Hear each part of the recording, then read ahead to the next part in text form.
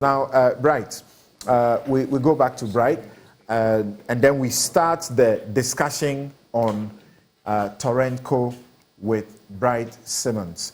As you heard in my introduction, if you are just joining us and you missed the point on that, as you heard in my introduction, the Tema Oil Refinery, basically government, is seeking the approval of the PPA, that's the Public Procurement Authority, to lease its production assets to private company. The company is known as Torentco. Torentco is said to have no track record in the petroleum or refinery industry. It was formed only in January, as ASEP tells us, and it is fronted by people in government or associated with the government. And it is supposed to do this, take over this state asset and do the refinery. If it does, it is going to be paying an annual rent to the to TOR in a little in excess of 13 million US dollars. It is supposed to, as it were, invest $22 million to revamp the refinery to be able to do this 6 years contract that it is seeking. Well, the government or TOR says this is a good thing that they are in and trying to get, but they have not clinched it yet. ASEP and Imani cry smoke and mirrors. And as I said earlier, the deal appears to remind them of PDS. So how do we know the truth? So we want to examine the red flags that have been raised by these CSOs. We start with Bright Simmons. Hello, Bright. Thank you, Samson. Not to relitigate the ECG issue, but we have to leave your viewers under no confusion. Over the last couple of months, in the last couple of years, the situation as far as UCG's ability to remit back into the cash waterfall mechanism so everybody else can get paid has been getting worse. How much they're actually putting in, how much invoices are being paid, have been getting worse. We have situations where in some months they don't even remit 25% of invoice value. So that is the facts. Okay, respect of TOR, we have to, like usual, start with some framing, some contextual framing, some context. So we start off with the history of TOR itself. And TOR was set up in the 1960s, in 1963. And at that time, Ghana didn't have capacity in this area. So foreign investors from Italy, primarily the same company that today is called ENI or ENI, came over, and the government allowed them on a strategic basis to set up the refinery, own it, and operate it. So at that time, TOR was 100% owned by foreign investors in Ghana in 1963. In the 1970s, as you know, we tried to revamp incrementalism and other such, national ideological projects. And one of the things that we thought was important was that the government has to own critical industries. So in the middle of 1970, we started that process. By 1977, TOR had more or less been nationalized, and the government of Ghana now owned it. Most of the problems then started because obviously, if you don't have the working capital, you don't have the technology capacity, you were going to begin to start having challenges. And by 1989, there been number of shutdowns and number of problems. So the government began a reform program and renamed the Tema Oil Refinery in 1991. And then since then, there's been an attempt to try and fix TOR's problems. Those problems manifest primarily in the area of money to actually operate the refinery, money to buy crude, and technical capacity to ensure that we are maintaining efficiency in production. When you put in some crude oil, you get out the right amount of refined products that you are looking for to do. So we started to borrow money to try and achieve this. And in the 1990s, we went to South Korea. We got about $200 million that allowed us to expand the capacity a little bit to about 45,000 barrels. We then went, after the government lost power, the new government also, because TOR is a recurring problem, attempted to fix the issues and went back to the South Koreans because we knew them. Samsung came on board. We managed to get export tax credit and the likes in South Korea. And we spent another $230 million roughly revamping the CDU and building a new module that allows you to extract some of the refined items that sometimes TOR doesn't generate well enough. By the time this new government came in and started this latest attempt to revamp the refinery, the debt build-up was around $300 million. So in 2003, they introduced a levy, a special levy, to try and clear the debt. And in trying to clear that debt, they created conditions in which, to my mind, we postponed some of the solutions that we ought to have implemented from the outset. And one of them is that we have a situation where that refinery, to a certain extent, is not efficient by design.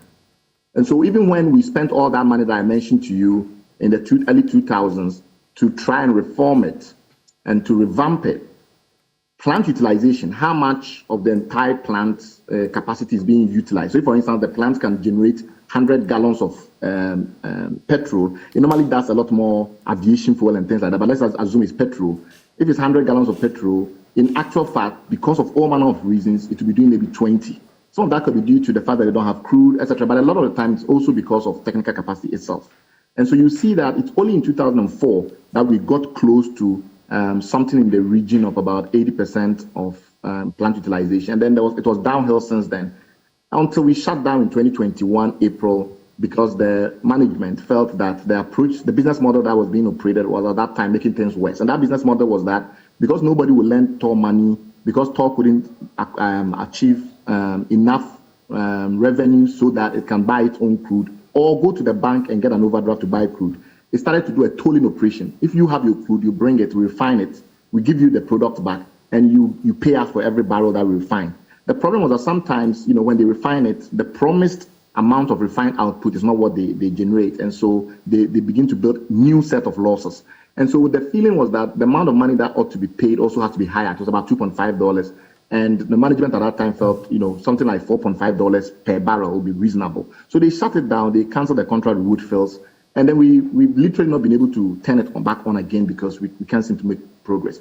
The other thing that has also become very associated with the TOR story is this tendency for shady things to happen at TOR. Products get missing. People bring bunkered oil from somewhere, or the complaints that bunkered oil is being brought from somewhere, or off spec, which means crude that does not meet the specifications of TOR gets dumped in the refinery. There have been so many problems where we've had national security try and investigate, and it's a mess. It's a true mess. The last point in terms of where have we come from is that we've announced bailouts over and over again. The last major one was sometime in, I think, 2012, when we said, BNP Paribas and a bunch of banks were going to come together and give TOR $900 million. But pay attention to the numbers I'm mentioning, because all the time I'm mentioning these numbers for a reason. It gives you a sense of the scale of the problem, given what others have looked at and what they felt, was required in terms of money to try and fix the problem. So last time they said, okay, $900 million was going to come in and that was going to give TOR a lease of life. In simple terms, TOR's problems are primarily twofold. It's very broke and it's very untrusted for all the reasons that I've discussed. We've spent in the last couple of years, maybe the last less than a decade, we've generated almost $1 billion in various levies, from the original TOR levy to the component in the ESLA, the energy sector levy that we now dedicate to TOR. We've generated over $1 billion. All those taxes, instead of going to TOR directly to clear the debt, expand the refinery, introduce management reform so the government stops appointing cronies whenever it feels like, having a truly independent board, by either passing regulations that literally prevent the president from intervening and prevent ministers from intervening. We've refused to do any of those things, right? So what has happened is that everybody doesn't trust TOR. Ghana Commercial Bank nearly collapsed because of TOR. The government had to find $300 million and build Ghana Commercial Bank a decade ago. We have a situation where fundamentally, therefore, TOR is not trusted by anyone. Now, the question that you must ask is, will the Torentco deal address those two fundamental issues? The fact that the refinery is broke and perpetually broke, and two, the fact that nobody respects and trusts the refinery. Here is where we have a challenge there. We think that because they went about this the wrong way, using single sourcing, not ensuring transparency, not doing international competitive tendering, the fact that the promoters behind it are not well known in the energy financing and operation space. They may have done other things elsewhere, but they are not very well known in the industry. And the typically when you're doing an SPV, it's the people behind the SPV that matter, because the SPV is just a shell company. So every focus is on who is the one promoting that SPV. And none of the people that are, we've found out are behind it have that level of trust in the industry as major operators. Thirdly, where they say they will get the crude from brings up all the issues that I've discussed about shady crude being brought to TOR in the past. They have a company called Pontus Trading. Our initial due diligence suggests that Pontus Trading has big issues in Sri Lanka. Some affiliate of it appears to be evading US sanctions. There's a lot of murkiness about Pontus Trading, which they've not come out to be able to explain properly to anybody who is doing due diligence now. And there's a number of due diligence processes that are ongoing, none of which have been very favorable. The last bit, which is very important, is that the capital sources are not clear. I mean, if you're doing an SPV, your ability to raise money is important. And the way we've looked into things, the government has proposed a company called Legacy Capital as potential source of money. When we do our limited due diligence, it turns out that this company has been accused of having, or at least the founder of this company has been accused of having links with the Russian mafia. Too much mechanism. Secondly, they keep changing the name of the entity. So they started off saying it was Decimal Capital. Right. Then the person who was promoting Decimal Capital got into trouble with the American government for apparently, at least according to the American government, bribing Ghanaian government officials. Therefore, they changed the name of the entity and then they transferred the capital to, the shareholding to another director and created a new entity that they were then calling Bay Bridge. Then they created another entity called Torentco. It's just a messy shift in terms of identity and things like that. So what are we saying? What we're saying is that private sector participation is essential. Where TOR is now, with Central Refinery about to come on board with 120,000 barrels, it would be, a miracle if TOR survives. But if it's to survive, it's going to require private sector participation. We don't dispute that. So on that leg of the strategy, we agree with the government and with the TOR board and management. Also, we don't run the TOR board and management, right? We don't run TOR. If the board and management says this is their best they're going to get, we have to give them some benefit of the doubt. But here are our issues. One, you need more trustworthy consortium partners, people that are known. They've mentioned Vitol. When we've checked, Vitol have said we don't have a contract with them. We've not decided on anything yet. We are just waiting to see. That is not very reassuring. The source of working capital has to be better identified. So we don't have situations where people use, sanctioned money and things like that to come in, because that will worsen TOR's reputational issues. The amount that they say they're going to spend to revamp the refinery, $22 million, seems completely at odds with everything we've been told about TOR in the past. So why do they believe that $22 million will be enough?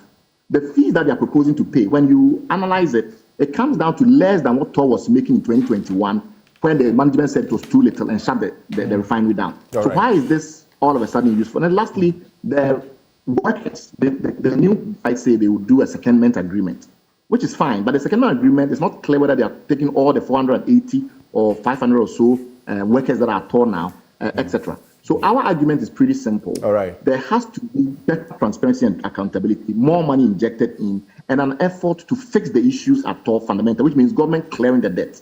So those are our issues with the... Thank you so very much. And as we understand, there are issues, but this is a company that has been making losses. It has not been known to make any profit. This is a company, and as we know, familiar with our state-owned enterprises in Ghana, square pegs, round holes, almost all the time, just a few.